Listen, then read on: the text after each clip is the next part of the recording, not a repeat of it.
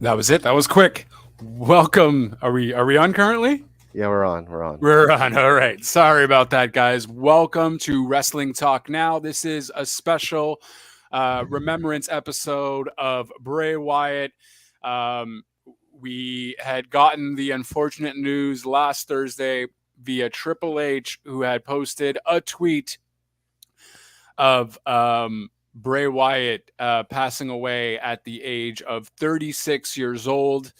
Um, and there has been other reports who have came out through Sean Ross Sapp that had reported that it was due to heart complications due to COVID that Bray Wyatt was going through. We had heard that Bray Wyatt was feeling sick or he was injured. Um, and there was also rumors that he was coming back to the WWE sooner rather than later. And then we had gotten this shocking news, this horrible, horrible news of the passing of Bray Wyatt.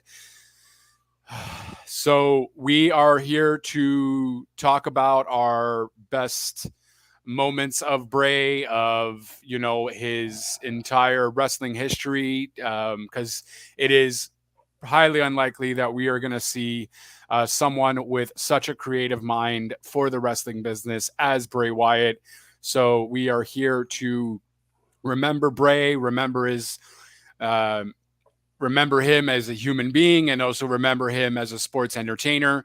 Um, and of course, I am not alone. I am here with Big Red. Um, yeah, don't really know how to start it off there, good sir. But I'd like to thank the Wrestling Talk Nation for joining us for this episode. And yeah, it's very tough, very hard. Sorry, I don't have the great words there. Um, but here we are, the remembrance episode of Bray Wyatt. And unfortunately, that is not the only news that happened last week. We Mhm. had also legendary hardcore legend Terry Funk, who had passed Yeah. away the day before. Um, I I want to say 78 years old. I don't have it right in front of me. Um, but he had passed away at the age of 78. He wasn't doing too good. He had dementia Mm. and he was in a home. So that news, along with the Bray Wyatt news, and then uh, the next day or the next 2 days after, we heard of Bob Barker Mhm. also passing away. So lot of horrible news happened last week, and we're here just to speak on the great legacy of Bray Wyatt. And even if whatever comes up with Terry Funk, he was a legend in his In his own. mind, legend of his Yeah. own. So I imagine we also have a lot to say about him there. So that is what this episode is going to be about. It's not going to be so much about any news and rumors or anything like that. It is just going to be about talking about Bray. And I will let you kick it off, good sir. Um, with I guess where were you when you heard the news? What went through your head, and instantly what essentially and I guess maybe we can talk about the SmackDown episode. Hmm. SmackDown did pay a tribute to him. A lot of wrestlers were Yeah. there, including Redbeard. Redbeard. I'm trying to remember his WWE name.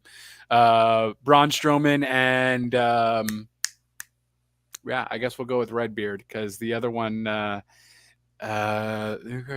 I stay with Redbeard because I can't remember that one either. So that's fair. So, yeah. So, where were you, and what so exactly? it was a Wednesday, right? No, it was a Thursday night It actually. was a Thursday. What was I Hmm. doing Thursday? Okay, yeah. I was I was in my bedroom watching Dynamite, and my phone rang, and it was you with a text from Triple H, Hmm. and I dropped my phone. Like, no, this is Right. fake. This is fake news. And my wife came in the room freaking out. What happened? What happened? I'm like, Bray's dead. And mom's like, who? My wife. I was like, who's Right. Bray? I'm like, Bray Wyatt. She's like, no way. I'm like, Jay just text me. Hmm. And the first thing I asked you was, is this fake news? Of course. Oh. The first, like, it's impossible. Like, he's too young, Hmm. Me thinking he was 36. 36, my age, and it just right popped in my head. It was his four kids, Jojo, his brother Bo. We we don't know him personally, but we see them every week, so it's like we know them personally, and it's a shame in the sense of the talent he had, and it's a shame that the more news we hear that he passed in his sleep while his heart what's the word I'm looking for? Well, he had essentially. So the news with that had came out through Sean Ross Sapp. Right. Obviously, everyone was trying to figure out after the Triple H tweet what exactly went on.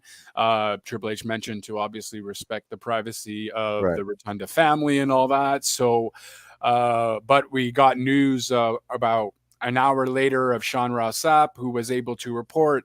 Um, that Bray Wyatt had actually died due to heart contemplations Right. because he wasn't wearing his defibrillator, which was prescribed by his doctor to always wear. He had contracted COVID Hmm. rather, back in March, and he had a congenital heart already issue, and COVID essentially had exacerbated it even more. So he was using a defibrillator at, I imagine, since he was diagnosed with that. And it turns out when Jojo had mentioned that when Bray Wyatt had went to go and take a nap, and essentially after the alarm rang, she noticed that he wasn't snoozing it, or we just kept on ringing and ringing and ringing. She went to go check, and he just wasn't breathing. And then the police reports did come out that they did not find the heart defibrillator anywhere near his body, and it was still in his car. Um, and yeah, so it was through his heart stopping due to, I guess, long-term COVID, because it was causing him a lot of issues. Um, I am kind of so when I heard about this info, because we as fans didn't really know, the dirt sheets doesn't look like didn't really know, or they didn't report it, um, of what was going on with Bray. We kind of maybe knew maybe it was an injury, but we've heard of the rumors of him coming back. Yeah. So with this news that we're hearing now, it's kind of hard for me to believe, um, Yeah. if he is using a heart defibrillator, that he would be back anytime soon. So there was conflicting reports there, um, but ultimately that is what had happened with Bray. He went for a nap and just didn't wake up. His heart had stopped while he was sleeping, leaving leaving behind his wife Jojo, and two kids from Jojo, as well as two other kids from his previous marriage. So yeah, that's essentially what had happened, and nothing but an outpour of support from everyone in the wrestling business. You have everyone, all the wrestlers coming out and just talking about how a great guy he was behind the scenes, and how they can't forget about his hugs and his laugh. Hmm. Um, and all of that. AEW had also did a tribute to Bray Yeah. as well. It was just a photo because Rampage is recorded beforehand, but they did just do a photo. But we did see the House of Black did do Yeah. something at All In with the lantern, um, and Jericho also uh, did Yes. a did a concert, I believe, on the Friday for London, and he got the whole crowd singing. He's got the whole world in his hands, which of course is something that Bray used to sing as his cult character. That was his kind of his go-to song, and obviously with his amazing monologues, this guy probably was one of the best wrestlers who can dish out a monologue just as well as he did. Mm-hmm. Um, and and yeah, so I had I've been going through just a bunch of various moments of Bray when he started, because he started back in like 2009, Yeah. Bray Wyatt, from like FCW, and then he went to NXT, and that's when the Wyatt family kind of came about. Um, and just yeah, it just seemed like he was destined for greatness just because he is such a creative mind. And he did do a lot in the wrestling business. He won three heavyweight championships with WWE. Um, but it just seemed like his story wasn't over yet. No. The amount of pushbacks he was given with all of his characters, um, just with everything from him with Nexus, right? When Right. he had started with Nexus back in the thing, Nexus was like just dying down, and he had to go reinvent himself again, and that's when he kind of came out with the Bray Wyatt character back in NXT. Um, and then it kind of went from there. The fans gravitated towards him because they liked it. It was something fresh, something new, something very creative. Um, and I think his first feud was like with Kane in when he first appeared on Raw with the Wyatt family, and the fans went crazy. They were so excited because he was Mm-hmm. over. He Mm-hmm. was literally over. Okay. Um, Yeah. and Yeah, and then it just be I think his first like crazy match in on a pay-per-view was the Four Rings of Fire with Kane. So we got to see a lot of just inventiveness going on. We haven't seen like an Inferno match, wasn't necessarily an Inferno match in quite some time, but Bray definitely had brought a lot of new concepts to the wrestling business that we really needed at the time. Mm-hmm. Um, And still do.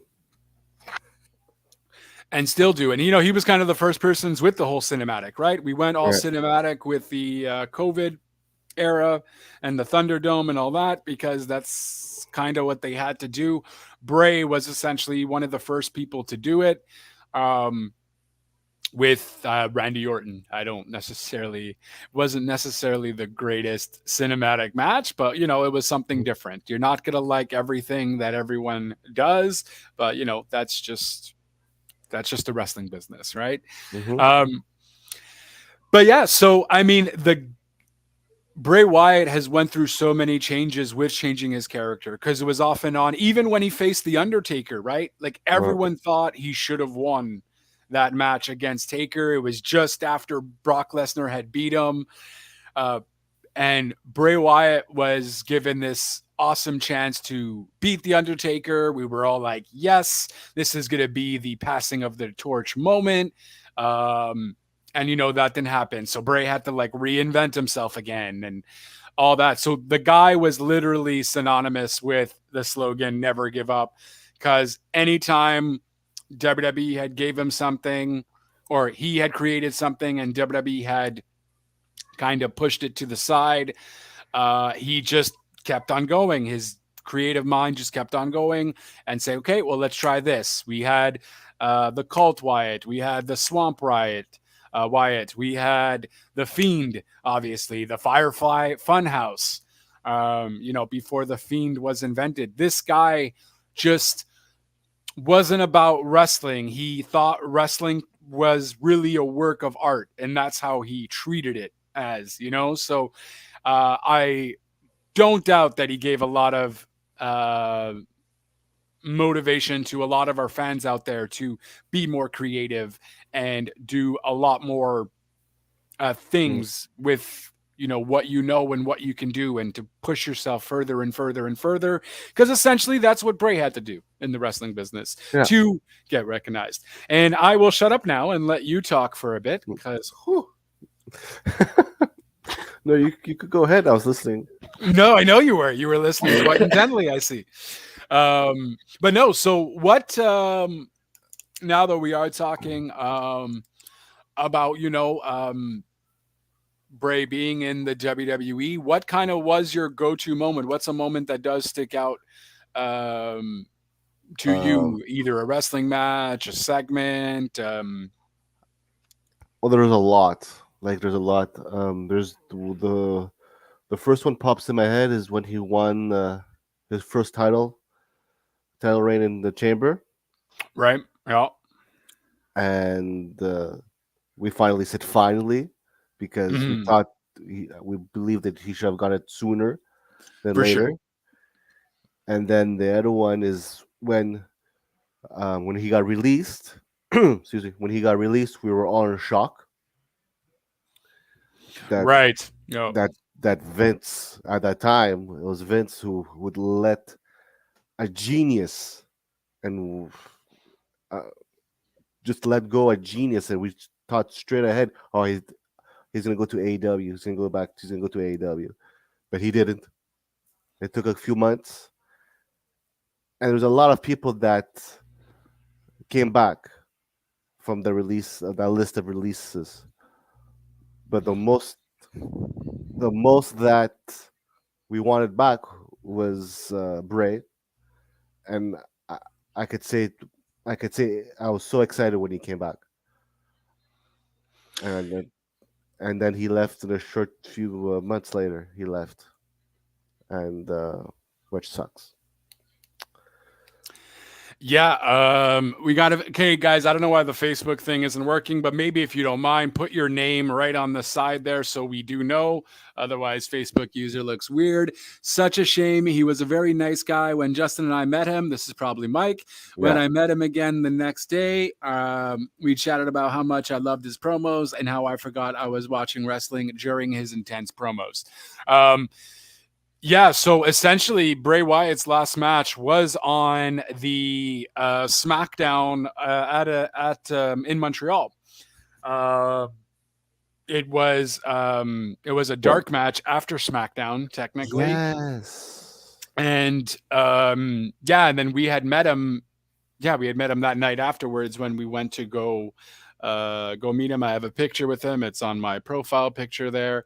Yeah, no, super cool dude. He even gave me the let me in eyes when I took the photo with him, so that was cool. but And wasn't that his sorry, but wasn't his Go last ahead. match? Wasn't his last match at the Rumble? Well, I'm saying his last match technically was at the dark match on SmackDown in Montreal. Technically, Rumble was the lights out. Yeah. That was technically his last televised match tech in the dark. Oh, okay. I know what you meant. Okay, got you. Yeah. Okay, sorry. Continue. Um, and even that, like, a lot of people didn't like the lights out match, right? Like, everyone thought it was a bit weird. Um, but that whole process of, the White Rabbit, everyone was going crazy Yes. over that. That mask, he was by a legendary horror mask creator. Name is totally escaping me at the moment, but that mask was all Wyatt wanting to create. He was a huge horror fan. He loved horror movies and all that, so he wanted to basically be his own villain in a horror flick, and that's what he set out to do with the Fiend. Um, and yeah, the lights out match wasn't too great wasn't really great. But it was something different. It just wasn't great with the Hmm. whole pitch dark kind of thing and the neon lights and whatnot. But it was telling a story of Uncle Howdy and all that. We saw Uncle Howdy come out afterwards and jump on LA Knight. Um, and yeah, so that essentially was his last televised match. He still did a few promos after that, Yeah. talking basically as as Wyndham, technically, right? Because he was going through the crazy phase of between Wyndham and Uncle Howdy and all that.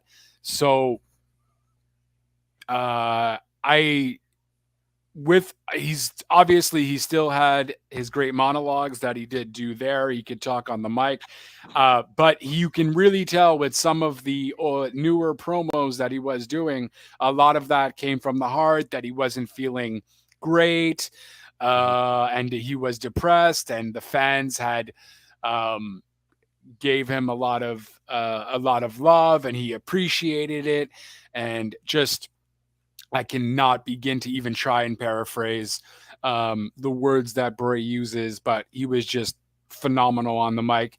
And even even those monologues that he did give, just hit. And you would always get them on like every SmackDown, and Hmm. it would usually be to end SmackDown, because they were just so good. You didn't need a match. You can just have Bray Wyatt talk Hmm. for 10 to 15 minutes. And like Mike mentioned, that he told Bray as well, like it's like I wasn't watching a wrestling show anymore. I was Hmm. just in your own show of, your show of Bray Wyatt, because the dude captivated you. He just Yeah. captivated you in, and he just guided you with his words, and he's so good. So good. Um and um Like this is the man who would technically replace Undertaker in the dark character in the wrestling world, basically. And I Yeah, believe, yeah, yeah. I mean, we even got that whole Undertaker whispered yeah, something to Bray Wyatt at one point, right? When they met yeah, again, kind of thing. yeah. And Um, yeah. and now we're not gonna see that. And you can't. There's no one who could. There's no one in the same level, and I don't think we're gonna see that anytime soon. Well, I would argue, not to put Taker down or anything. I would argue that Bray Wyatt was a lot more creative than the Undertaker. Oh, 100%, 100%. You know, sure, it's the same kind of gothic, cultish gimmick, and yes, there have been comparisons made between the two, of course, because they kind of have that same persona going on. But Bray Wyatt took it to a whole nother level. And And also, Bray had more to work with in a sense of he had the social medias, he had other other places that he could have promote himself. Taker at that time just had Monday Night Raw. well, and Taker didn't have a voice really, right? The Right.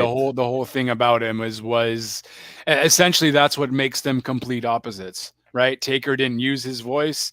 He was more of using the mystique. Uh, his storyline with Undertaker would have been a lot better if they had more build up than 1 week. Agree with that. On top of that, too, though, I think Bray was hurt or something. He had twisted his ankle. That was at Um, Mania, right? that was at Mania, exactly. And why they gave Taker the win, I will never know. It didn't make sense at all. What was Um, it? Mania 31? I believe it was Mania. Because because It was like 31 or 30. no, because 30 is the one that Taker lost the streak. That I Fair. remember So very yeah, well. it was 31. Okay. So he won against Wyatt on 31 and lost against Roman on 32. Yeah. Yeah, Yeah, that makes that's it. sense. And Yeah, no, that's when they definitely should have just let Taker lose that kind of Mm, thing, because then that's what pushed Bray Wyatt down again. yeah. You know what I mean? Like, kind of like, Mhm. well, what do we do with him now? He Bray Wyatt was very relentless, though. That's one key takeaway you gotta take from it, though, because he always just tried to come back. Always tried to come back. He never said, "Okay, well, I'm gonna give up now." 33 was Roman versus The Rock. Well, you got that wrong. I wish 33 was Roman versus The Rock. We're still waiting to see that, but yes, he probably meant Taker, obviously. Um, Now you're confusing me, but okay. oh, Rowan versus The Rock. Yes, sorry, I Yes. changed that W Oh, to an M. me too. Yeah, in like Okay. 6 seconds. Yeah. That Right. that is also what messed him up too, because Yeah. it made the Wyatt family look very jobberish. Right. And Look to very me, jobberish on top of that. Like, and why? Like, if The Rock was there, I get The Rock needs his time to shine, but that's when you should have let The Rock get his ass kicked and the Wyatt family look even better. Like, oh, that's what I hate about Vince McMahon and the WWE storylines that they were going with. Like, I don't know why they didn't give him more of a push. hmm and I to know, me, of all the faces, which I call them, of all the faces of Wyatt, right? the, the cult from by far my favorite, by far. Yeah, the whole Wyatt family thing, Yeah, by amazing for sure. Because I just believe his monologues there were just amazing. just when he would just talk and like with his chair, Hmm. that's all. It's like Oscar, Oscar. Yeah, that's all you needed. Yeah. That's what I mean, and that's when he was the most, I would say, captivating, because he was more mysterious too, right? He was hmm just a cult leader, the rocking chair, the lantern, um, Hawaiian shirts. the Hawaiian shirts, right? Something that is meant to be all vibrant and happy, and he made it out to be, very cryptic. And yeah, no, I agree with that. I wasn't crazy on the fiend. No, I didn't mind the fiend, but towards a certain point, um, it that's kind of got too much.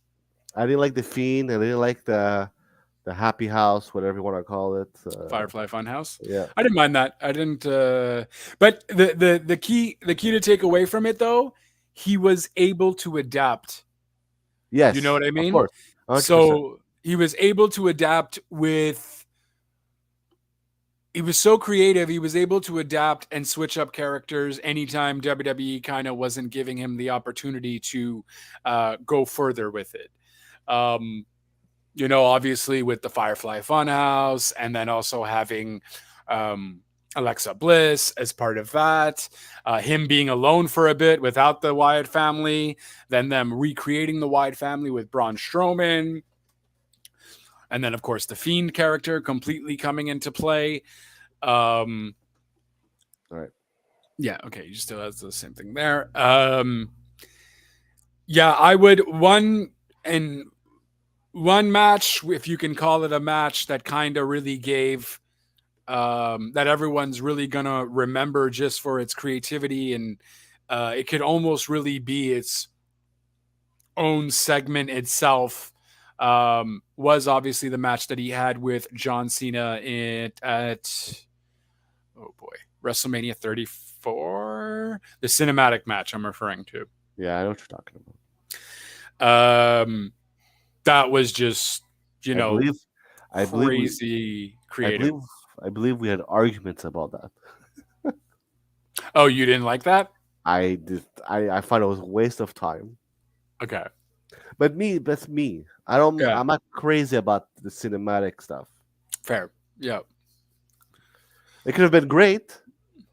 It could be a 5-star from Dave. Right. I don't think Dave was able to rate that match, actually. But He I doesn't don't rate like. cinematic matches.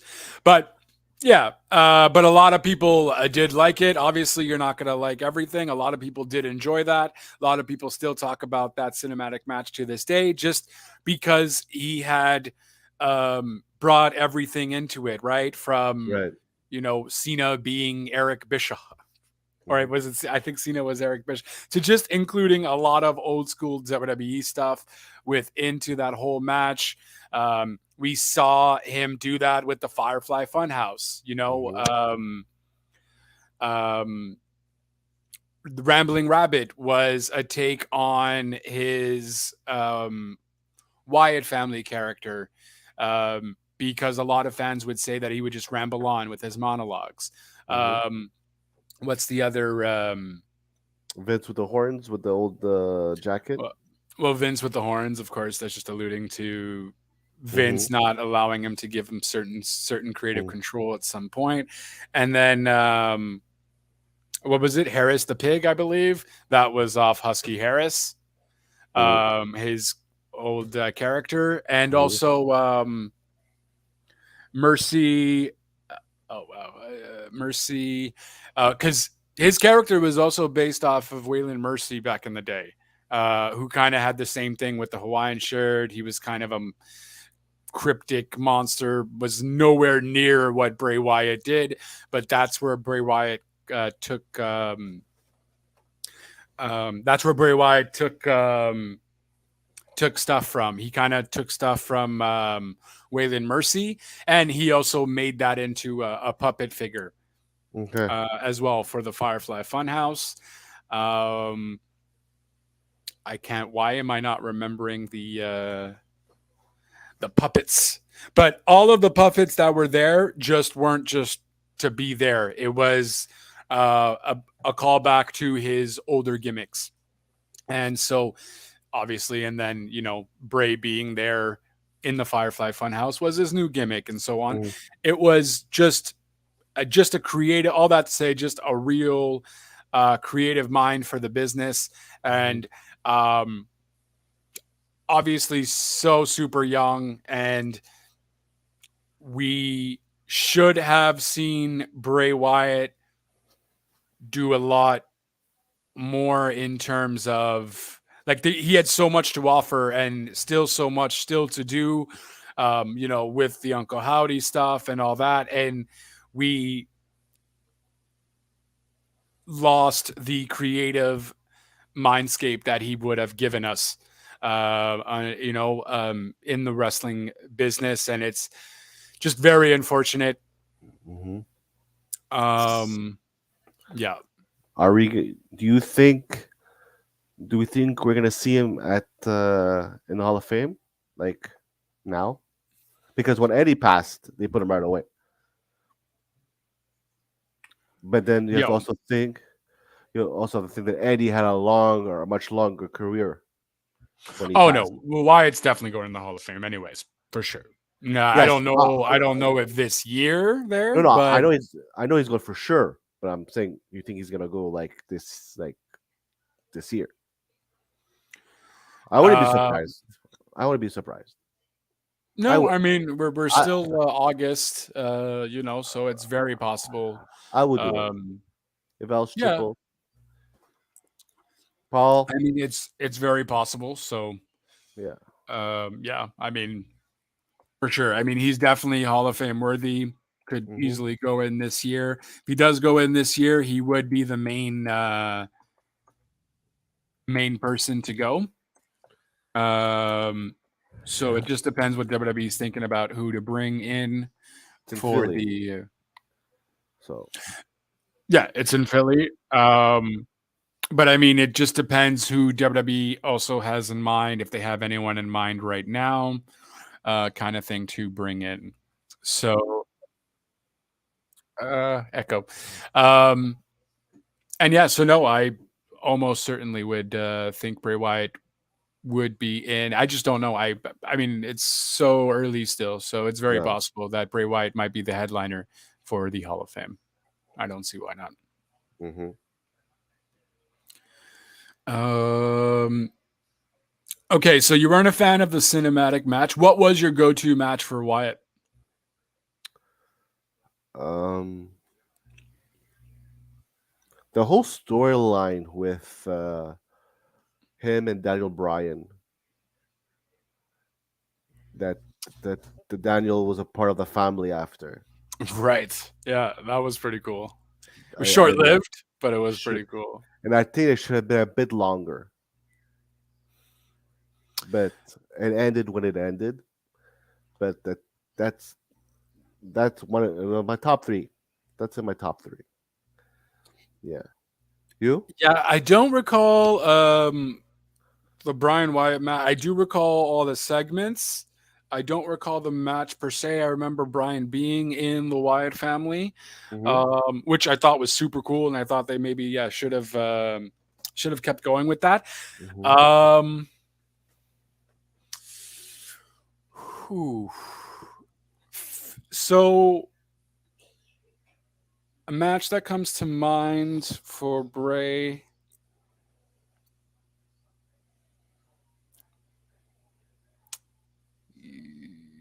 A match that would come to mind for me for Bray Wyatt would probably be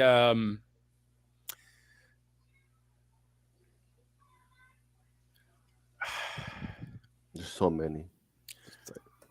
yeah, I'm trying to just at least Mm-hmm. well, the problem for me is with Bray Wyatt is, I mean, it shouldn't be too like he. It depends how you look at it. Like for me, the Cena cinematic match was just fun in terms of creative point, so Right. that's going to be in my top five. I did enjoy. Um,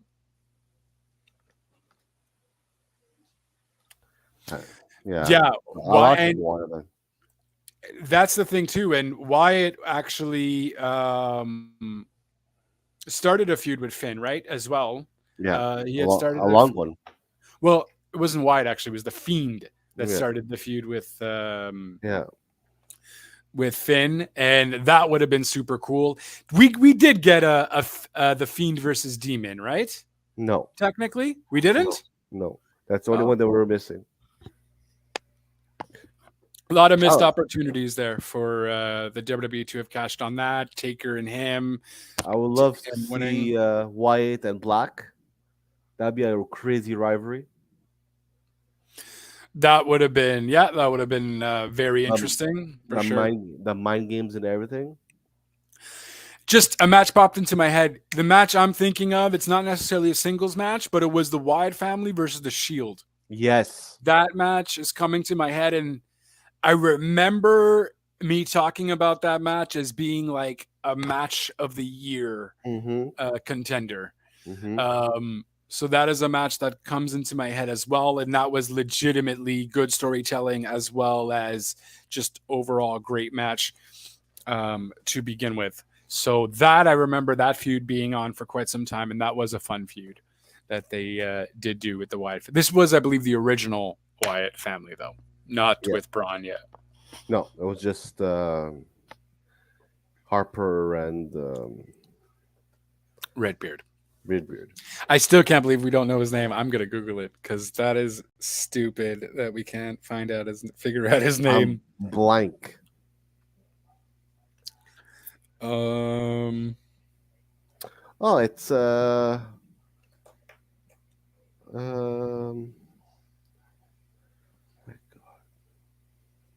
Eric Rowan. God damn Rowan. it! You just said it before. That's what I'm saying. He just said I was looking for. I just said. Boy, we're not even old enough to have memory issues. We are fucked. But yeah. So for me, Wyatt family versus the Shield was really fun. And I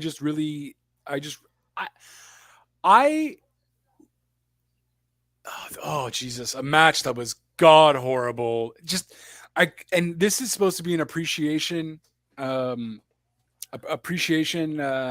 memoriam for Bray Wyatt, but it's more on WWE's side that we're hating on. Just, that whole decision for Goldberg to beat the Fiend. Oh, you were thinking there. Oh, okay. I was going a different. I thought you were going to say something else. What? Well, the Hell in a Cell with Seth. Yeah. Oh, you know what? That match it was all right. The match between the Fiend and Randy Orton. It was the finish. Oh yeah, between Seth and no, it was just more the red light. The red light really doesn't work for a Hell in a Cell, which I believe was also red. So Hmm. Yeah. kind of pointless, kind of weird. Um, Again, very creative, just didn't really pan out. Right. Unfortunately, um, it was the finish too. It was like a disqualification or something, right? Hmm. Yeah, no bueno. Wasn't the greatest produced Yeah. match. But I So forgot that's I forgot the Goldberg one. That's yeah. I mean, it's worth forgetting. It was really stupid. I feel like everybody was angry for a very long time. well, So, and then again, he had to come back from that because that was just completely ridiculous, and he lost the title, I believe, to Goldberg for yeah. that. So he was just given all these freaking chances, and WWE just kind of took it away. Um, and we weren't given that Wyatt run that we needed with that Hmm. title. Um, and even him with Roman Mm. too was the whole thing when Roman was still in the Shield. They did feud a bit. I almost feel bad because we're talking about all the times that Wyatt had lost. But it's just we're mad because like we as fans, a lot of fans out there who really loved Bray Wyatt and all that Mm. really wanted to see him succeed, but he Mm. wasn't given the opportunity to do so at certain gimmicks that he did have when they should have definitely pulled the trigger on doing so. Um, so we're a lot of us, I would say, are just sad that we won't get to see that Wyatt run that we know we could see Right. with Bray Wyatt because the man was such a creative mind and such a creative genius that really the possibilities were endless with Hmm. what he could come up with. Um yeah, there we go. So like Mike said, don't forget Wyatt family versus the Shield at the Chamber. Absolutely. That was Be a better bastard. yeah, no, that's a fair point. Success can be rated. I think for me, success is when you have a fan following. Hmm. No matter with what Bray Wyatt did, the fans were always still behind him. Yeah. So you don't necessarily have to be in the main event. You don't necessarily have to win a bunch of titles. Bray Wyatt did win 3 in his career. But success, depending on I guess who you talk to, can be determined in so many ways. But I mean, he always had the fans behind him, whether they be the Hmm. Buzzards or the Fireflies. The fans were always there for him because ultimately his success was his creativity, with uh being I remember even watching one of his like first promos, I think, that he did for FCW, and he was still a little bit green, but you can still see um, the potential of what he could become. You know what I mean? The guy was, I think a lot of his, I think he gets that too, just because this guy's like a third generation superstar, right? His great grandfather was Blackjack Mulligan. You obviously had IRS, Yeah. his father, His uncle, his brother, his uncle, his I uncle believe it was his uncle too. They Barry, were in Barry, NWA. Barry Whittam. Uh, um, yeah, so his uncles, I think it was 2 of his uncles, if I'm not mistaken, were in NWA. And obviously his brother Bo. Yeah. So he was meant to do this, and all of them were very good talkers back in their day, with Blackjack Mulligan being Yeah. very good on the mic. So yeah, he obviously, it was hereditary. They got it passed down. They got it passed down there, and yeah, I personally think Bray just took it to a whole other level, and that essentially is his success, being able to have created everything that he wanted to in his mind, put onto paper, and then literally put onto screen. So Essentially, be a better bastard. That is what is defined by success. He was loved by the crowd, loved by the fans, and ultimately he got Bray Wyatt had got to do what he wanted to do, Mm-hmm. um, for the most part. Who knows how many other storylines were, pushed to the side, or that Vince didn't want to do, or the writers weren't really going to do there. So, um, yeah, so that I think is defined. That I think is the true definition of success. If you have the fans behind you, um, and ultimately, that's all that really matters. Because as long as you have that, you're going to be getting the other things coming to you. Mm-hmm. Whether it be the push to the main event or another championship and so on and so forth. It's just WWE did drop the ball with him on so many levels too, that the guy always had to start from scratch, but he ultimately always came up being the creative genius that he wanted to be, because it still was, for the longest time, SmackDown was only interesting because of the White Rabbit gimmick. Yeah. You know, dropped the ball when he lost to Cena and everyone was behind Bray, right? Like that's the first one at WrestleMania, the first time he faced Cena. Why did Cena have to beat Bray? Like I really hate that this is a shit on like the losses that he has done, but all of these losses pissed us off so much because just we just wanted to see him be that. We wanted to see him have that Roman Reigns Mm-hmm. long-term championship. That whole 3 years of an actual title defense. Yeah, he definitely should not have lost to Cena. I believe that was at WrestleMania 30, if I'm not mistaken. Um, I don't. That wasn't for a title though, because that's when No. Daniel Bryan had won his whole thing. Mm-hmm. But he definitely should have beat Cena. Especially, it wasn't for a title. It didn't make any sense. Sure, he beat Cena in a cinematic match, but I mean, because he literally had the whole WWE universe in his hands. He really did. He really did. He really, really did. Yeah. Then he says, okay, losing to Cena before or after Owens. Was Bray losing to Cena before or after Owens beat him for his main roster debut? Was Bray losing to Cena before or after? Okay, before or after Owens beat him for his main roster debut. Mike Yeah, but says when did Owens? I don't recall Owens facing. That was that's before. Yeah. that's when Owens was NXT champion, and he stepped on the Cena's US title.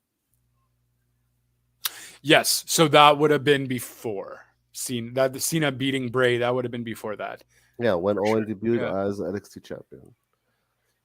Yes. Yeah. So that would have been before. I think that was Hi, Alex. How's it going? Welcome. perfect wrestling history with Alex. Perfect. How goes it, good sir? Thank you for coming on in. And guys, please let us know your best Bray Wyatt moments too. Yeah, My mind is a little off it's a bit with foggy. it's a bit foggy. So please let us know your best Bray Wyatt moments. That will allow us to also trigger in as well um, of moments that have, because he had a long career from 2009 till 2023. He's been there for quite some time. Amongst all the monologues he's Do you done, the think Grayson segments. Waller feud would have been perfect for Bray? Yes, I could see that happening. He would get the grease, like good push Wallace with him. He would- Um, I would Yes and prefer. no. I mean, I don't know. I mean, I guess it might have worked. He would have got a little push with that. I don't necessarily know. We thought the same thing with LA Knight too, though, right? Right, I guess that did get LA Knight to a but I, certain level as well. but I So it's but possible. I believe um Theory would have gotten more of a push if he had a chance with Bray. don't know. Um, I think Cena was like spot on with that promo when he fought It's against Theory. Like, listen, you don't try hard enough. There's something that Theory is missing, whether it be work ethic to a certain extent or something where he's just not pulling the trigger on so that he can be that bigger star. We all kind of see that there was something there, but ultimately that match with Cena really kind of killed his gimmick. but did Cena really do anything for Theory? I know this is about No, Bray, it but didn't. It didn't. No, it didn't do. No, not at all. And Cena called it. He's like, no matter what happens in this match, you lose. If you beat me, so what? You beat a washed up guy. You lose. If you don't, a washed up guy beat you. You lose. Paraphrasing, not entirely sure if Cena said it in that way, but yeah. Either way, you lose. And he was right. It was a mediocre match. It wasn't anything great between Cena and Theory. So the Finn the tire entered. was like Beetlejuice and the yeah. Yeah, The Tad, uh-huh. yeah, exactly. A little bit like Beetlejuice, Bit of juice, bit um, of juice, bit of juice. kind of with the rags, the dirty, The pants.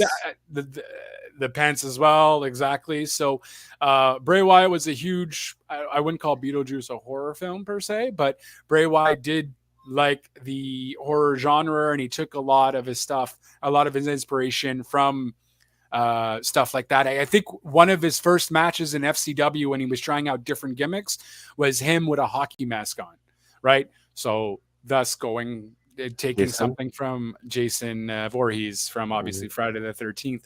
So yeah, definitely a lot of inspiration from Beetlejuice. That whole fiend mask was, I don't know what that was an inspiration from, but that was his own Follow little up thing. question: If Michael, you want to read it out loud? If Michael Keaton in his Beetlejuice character hosted both nights of WrestleMania 40 to sponsor Beetlejuice 2 coming in September, I mean, that's a very weird question.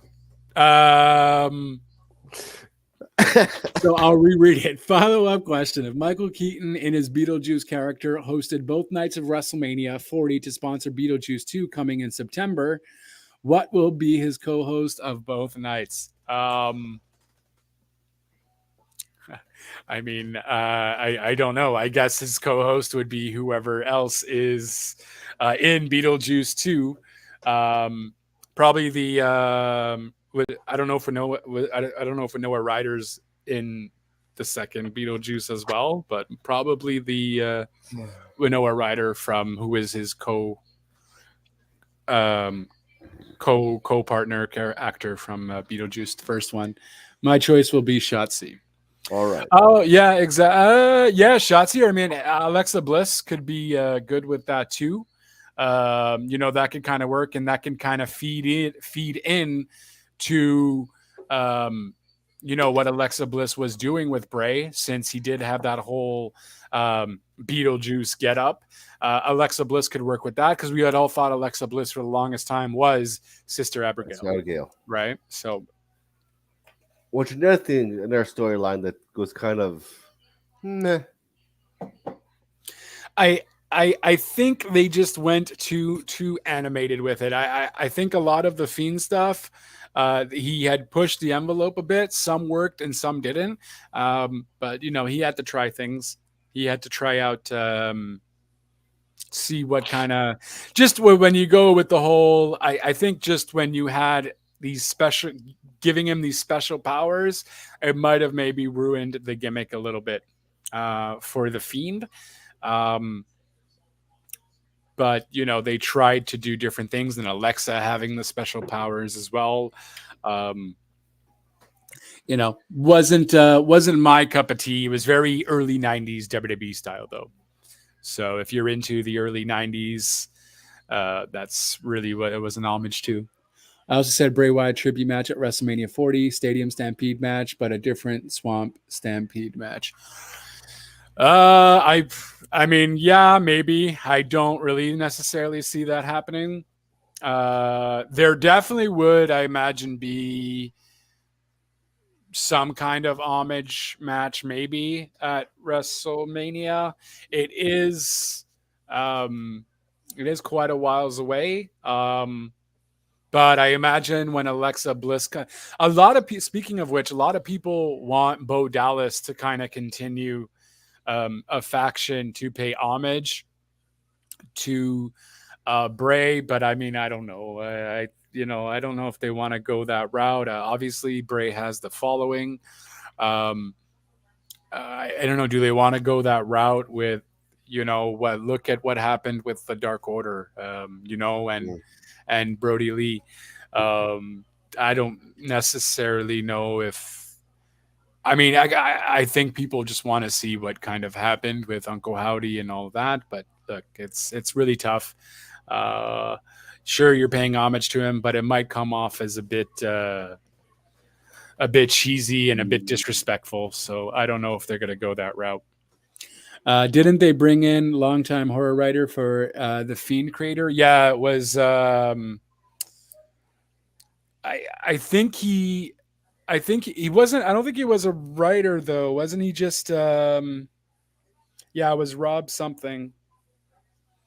Bray Wyatt writer Ron. Yeah, exactly. So it was a new writer just for Bray Wyatt. Excuse me, I was wrong on that. I know they did bring a special person just for the visuals as well. Um, yeah, so he was there since March, so it was relatively. He was basically doing all the stuff for the whole Uncle Howdy Bray Wyatt character there. Actually, for Bray now, so dun, dun, dun, dun, dun. Yeah, literally. When you have a writer just working on Bray stuff, it's because you know how much of a creative genius he is. You know what I mean? Like, um, Rob Fee. That's it. He was employed by Marvel, and he has a whole bunch of stuff under his belt. Um, and then when Wyatt returned back to the company, Fee was credited with the whole White Rabbit stuff, which was amazing. Everybody just tuned into SmackDown for that.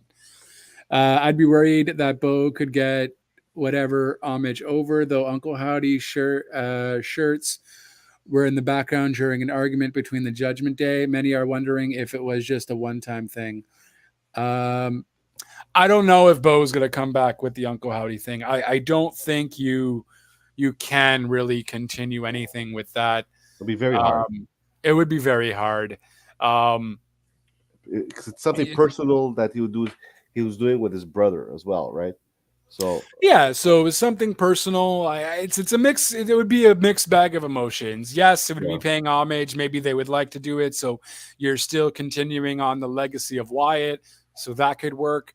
But also, it's going to be hard. And then, what do you do with it then? Like the whole thing with Bray was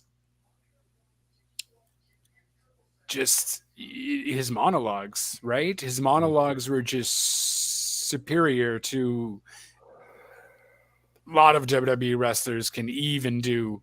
And it was just so captivating. So I'm not sure, I don't know. Maybe Bo can pull that off, but I don't know. I would consider it in bad taste. Sure, an homage here or there, I absolutely would love to see. But if you're gonna do it, make sure you do it right, because otherwise it's gonna look very disrespectful. sorry. Yeah, one job. I love hearing myself. It's the greatest thing in the world. I feel like CM Punk now. Oh, don't get me started. I know. Um, and yeah, what do we have? Yeah, so we have that. Yeah, no, I think it would be very distasteful. Honestly, Bo, and we know Bo is there. Like I saw Bo, he signed my shirt for when I was there at Elimination Chamber. So we do know that Bo was Uncle Howdy. Bray's promos was better acting than most actors in movies for the past 15 years. That's fair. That's very fair. Certain movies within those 15, maybe not, but certainly for a good chunk of them, I would agree with that. The the like you said before, Big Red, some of his stuff was just Oscar worthy, just by the monologues itself, you know. So, Mhm. um, yeah, if you do a feud for Bo Dallas at WrestleMania 40, what feud will you do for Bo Dallas if you were the booker? Just as Bo Dallas or as Uncle Howdy? Um, that would kind of depend. Um, I don't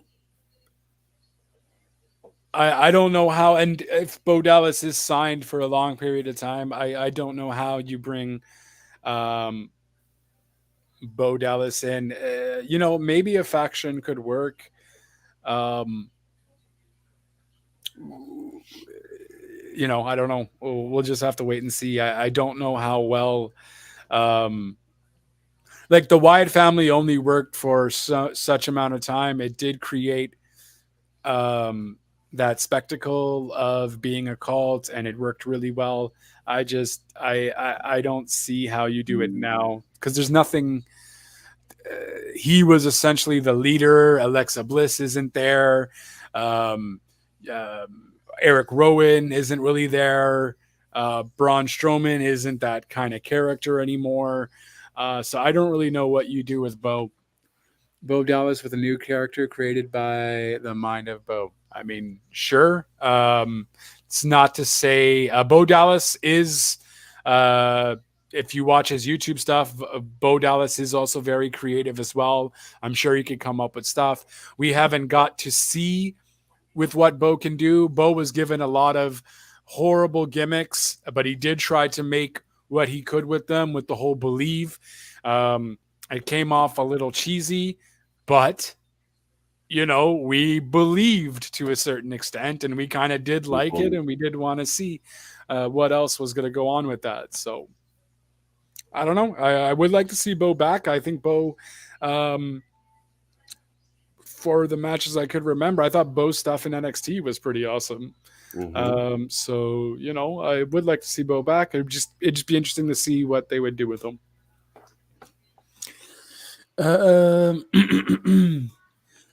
So Eric the Red, yeah, exactly, Eric Rowan there, um, and yeah, it's just very hard. And you're still seeing. I just watched Booker T's Hall of Fame podcast, and Yeah, they were literally on the air when the that news had broken out, that tagged me and in pieces when I saw that. Wow. yeah, and I was like, oh Jesus, like I don't even have words now. If you had got me us recording and that news came out, forget about it. What do you say? Like, um, the mind. That's I said on my Discord, what about us used the same big nets of Chris Jericho in 2011, 2012, saying the first day of 2024 is the end of the world as you know it. WWE day one. Yeah, I don't think they do day one anymore, though. I No, don't they think don't. that's a pay per view anymore. I don't think they did it last year. Um, and I don't know if you do that whole Jericho thing um, No, you don't. with Bo. That worked because year 2000 Y2K. was the whole thing. It worked. It was there. Yeah. Were we all gonna just lose electricity? And was it the end of the world? And all that. It just kind of worked. I don't know if you would do that with Bo, but I would be interested to see what they do with Bo now. Um, he did do some of the. He did do apparently a lot of the voices for Uncle Howdy too, though. Mhm. So maybe he has that cryptic character down and packed. Um, but yeah, I just don't know. I don't know what you do with that. I don't. I'm on the fence of it being borderline distasteful, and also just I think maybe you it could just, work. I think you just lay it like, Yeah, just let it be. let it be. Let Like it be. some things are just not meant to be. Just let it go and move on. Well, and how do you top someone who has done it so perfectly? You know what I mean? No. Like it's like when they make movie sequels to the first movie that was really good and then the They second changed. one is just trash because they want to make money off of it and it's just, you know, It's like every Spider-Man. There's a different Spider-Man every time. Just no. there's not a different Spider-Man every time. They at least Well, do well, three, they at least do three for the same Spider-Man. okay, but you know what I mean. I mean, I do, but fair. Yeah. But I mean, it's just like, you know, if it ain't broke, don't fix it. Don't try to rehash what Bray did. It's going to come off cheesy. Mhm. It's not going to come off as good just because, you know, it was in his creative mind. He wanted to, you know, don't try to mimic what Bray did. You're not going to be able to. You'll have to just create something different, create something completely different. Um, and that's it. Yeah, don't even try to attempt to do anything that Bray did because you're going to fail at it. I think Right. all the gimmicks that Bray did do did end up being perfect. Sure, it had certain moments where it didn't pan out or pan through, but you know that's why you keep trying. That's why you keep doing different things, Right. and so on and so forth. Yeah, that whole SmackDown Yeah. though was really tough, especially even Monday Night Raw when you saw Becky Lynch, um, Mhm. you know, face off against Zoe Starks, and at the end of it, she was pointing to her armband and she just started crying. You know, it's tough. You've worked with this guy for. You worked with Bray, you know, they've worked with Bray for years and years and years. Mhm. Apparently, he was really jolly backstage. Yeah, everyone remembering his laugh, his hugs, just being there, being present for everyone. Um, you know, so it was. It's hard. Of course, you know it's hard when things like that happen to someone you've worked with for so many years. And you just see these constant videos of Bray being there for the fans. And, you know, this one kid, I saw a video of him being behind the barricade outside Yeah, and I saw that. wanting, wanting, wanting Bray Wyatt to, wanting to talk to Bray Wyatt and for him to sign something. And Bray Wyatt left, but then he came back and he's like, "Oh, I told you I'd come back." And you know, he even knew the kid's name afterwards. He talked to him for a little bit and da da da da. So, you know, it's stuff like that, especially for the fans that leave an impact on them. And you know, not all wrestlers are going to do that. Some wrestlers just, you know, they see this, you know, every day, and some are just sick of it. But Bray appreciated, you know, all the fans that he did have, and he liked being there for them. And you know, he knew it was ultimately going to make his his their day, and so you know that's a lasting impression that he left on a lot of fans because he was just an overall, you know, great guy, and not everyone would do that. So kudos to Bray for just always being there for the fans. And as much as we believed in him, he believed in us too for, you know, doing those special things like going back for that fan and taking a picture with me and, you know, just he bunch of videos you see of, you know, Bray Wyatt talking to a casual fan on a live show, one of the WWE live shows for like 10 minutes, just like that, you know? So, just I don't know him personally, but he sounded like an amazing human being, an overall great guy.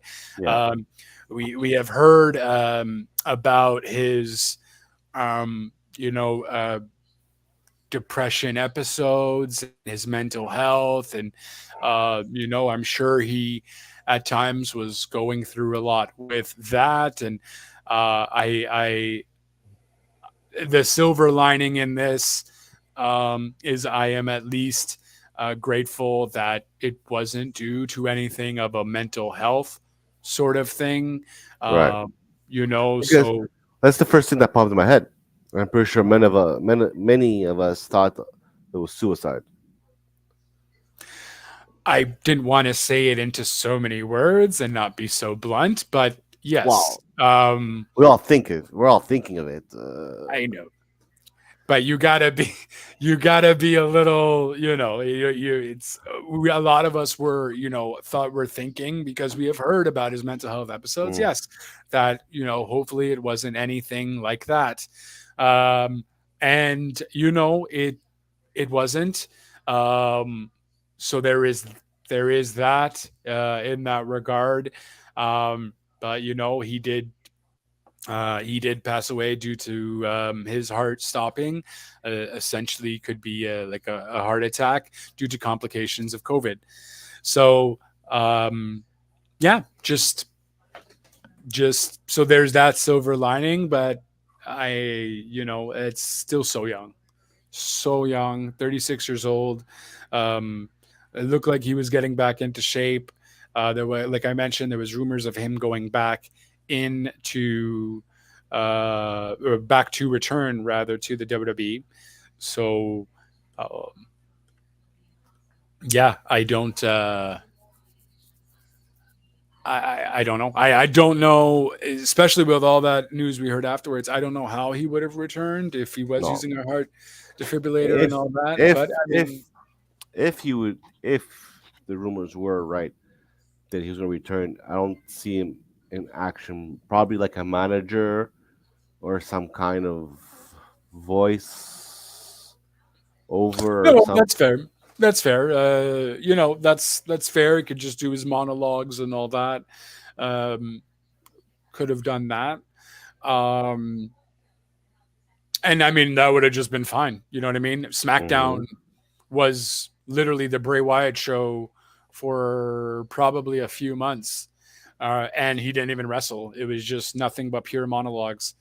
Um, so, I mean, that could have been something for sure. Um, and yeah, I don't know what else to really say. I think we. If you guys do have any special moments, if you have, met Bray, or if you have a certain match in mind, or anything, a certain monologue that you enjoyed, a monologue that's coming to my mind was the bad, like I think it was something like his bad teacher or something, a teacher who said that he was never going to amount to anything, and um that she looked down on him, and she thought that he was never going to do anything with his life, and he just told the fans like, this negative he was telling the fans like, you got to turn this energy of negativity, turn it into something positive. And that's what I did. um I've grown to the man I am now, and now where, paraphrasing, of course, because I can never dare use the perfection of words that Bray Wyatt would use. But that that monologue is coming to my mind. Um, and I'm definitely just gonna try to go through all of his monologues from start to finish. And once I do find a good playlist of that, I'm definitely gonna be posting that. Because just his monologues Mhm. had so much deeper meaning to them than what is on the surface. Right. There was certain quotes that he would use. From, certain, um, certain, certain activists through time, whether it be through, words spoken by Martin Luther King or Malcolm X, to um, to using The Bible. from Socrates, or biblical Hmm. passages, and he just really would be everywhere with all of his monologues, and just to kind of bring everyone in. You know what I mean? There's Hmm. fans I remember mentioning like, oh, he really, he really hit me with this. It's like he was speaking to me. And as what quotes do when people do use quotes to solidify what they want and their meaning, Bray Wyatt was doing that and taking a lot of inspiration from various people that he looked up to. And yeah, so it's just he's just a creative mind, man. Like I don't recall anyone who has done what he has done. We talk about, we talk about, we talk about The Rock being great on the mic, but this was something completely different. It was next Um, level. Next, yeah, I mean, it was just different. It was just different. The Rock bring people in, but Bray Wyatt definitely spoke to your soul. You know what I Mhm. mean? Like, not to be cheesy or whatever, but he, in reality, like, spoke to your soul, and just he was awesome. He was awesome at what he Yeah. did, and he was careful with his words, um, and just absolutely a treasure. I am grateful for everything that he has brought us to the wrestling business, as well as uh, grateful to have been motivated by him to, be a better person and a better human being, and to be more articulate as well. And yeah, so I am grateful for everything that Bray has contributed, because we can all learn a lot from um, the ups and downs of Hmm. Bray's career. So yeah, definitely going to be, you will be missed, Bray. And obviously, my thoughts and prayers go out to the entire Rotunda family, and all of the fans alike, as well as his wrestling colleagues who are still, of course, um, mourning his death just a week later. It's only been a week, and it feels like it was just yesterday. I still can't talk. You know what I mean? And here I am still blabbering.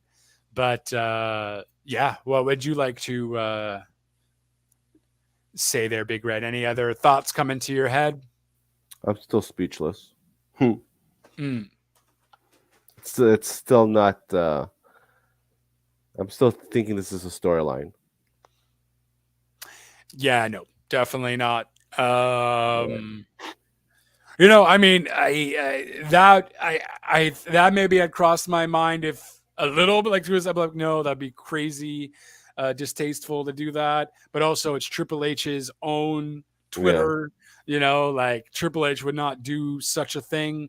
Um, I could see Bray maybe doing a storyline within that of killing one of his inner demons and da da da da. But no, just so young. Um, yeah, but definitely not a storyline. Say that much. Mhm. And yeah, so with that said, rest in peace, of course, goes out to Terry Funk as well. We had lost also Bob Barker, as I mentioned, um, that week as well. And of course, the man, the legend, the myth, the enigma that is Bray Wyatt, who entertained us for the past, what is it, 15 years? Time flies, man. Yeah, 15 years. Thank you, Bray, for everything you have given us, you have brought to us, and thank you for making us um, all follow the buzzards. Because, boy, if we needed to follow any kind of leader, you, sir, would be it. Just so captivating in everything he did. And that is pretty much it. I don't really know what else to say. I'm just going to be a broken record with how creative this guy Bray Wyatt was, and how he will be missed for years and years to come. With Because there's not going to be anything like what he has brought to the company for a very long time. So, Yeah. with that said, we would like to, I guess, close out on that, and we'll miss you, Bray. Thank you for everything you've done, and thank you for letting us in. We will be back in September for our weekly wrestling shows. But we just wanted to remember Bray Wyatt Mm-hmm. for everything he's given us, and that's it. Uh, and I'm horrible at closing, but thank you for everything, Bray Wyatt, Wyndham Rotunda. You will be missed, and thank you for everything you've contributed to the wrestling business. Until next time, ciao for now.